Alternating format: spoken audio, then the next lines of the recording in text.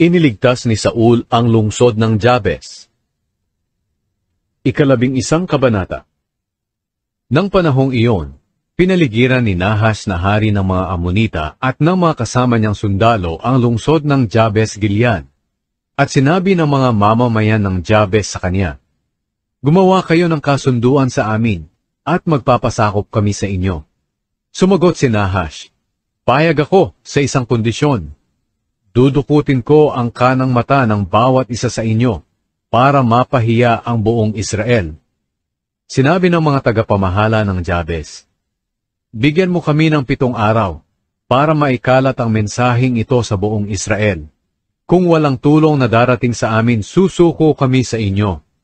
Dumating ang mga mensahero sa Gibeya kung saan nakatira si Saul.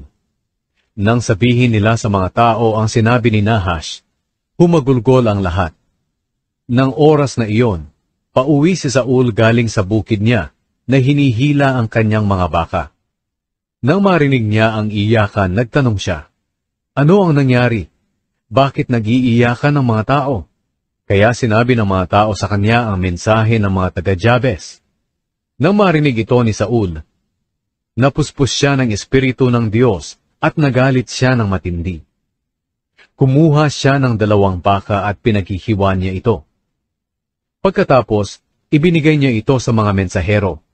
Inutusan niya ang mga ito na pumunta sa buong lupain ng Israel at sabihin sa mga tao, "Ganito ang mangyayari sa baka ng mga hindi sasama kina Saul at Samuel sa pakikidigma."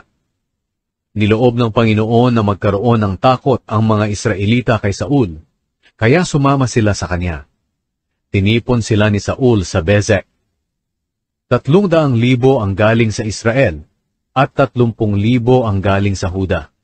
Sinabi nila sa mga mensahero ng Jabes Gilead, "Sabihin ninyo sa mga kababayan ninyo, bukas ng tanghali, maliligtas kayo." Nang sabihin ito ng mga mensahero sa mga kababayan nila, tuwang-tuwa ang lahat. At sinabi nila sa mga Amonita, "Bukas susuko kami sa inyo, at gawin ninyo sa amin kung ano ang gusto ninyo." Kinabukasan, madaling araw pa lang ay hinati na ni Saul sa 3 grupo ang kanyang hukbo. Nang mag-umaga na, sinalakay nila ang kampo ng mga Amonita at pinatay silang lahat hanggang tanghali. Ang mga natirang buhay ay nagsitakas. Pagkatapos ng digmaan, sinabi ng mga Israelita kay Samuel, "Sino-sino ang mga nagsasabing hindi natin dapat maging hari si Saul? Dalhin ninyo sila sa amin at papatayin namin sila." Pero sinabi ni Saul, "Walang papatayin ni isa man sa araw na ito, dahil ngayon ay iniligtas ng Panginoon ang Israel."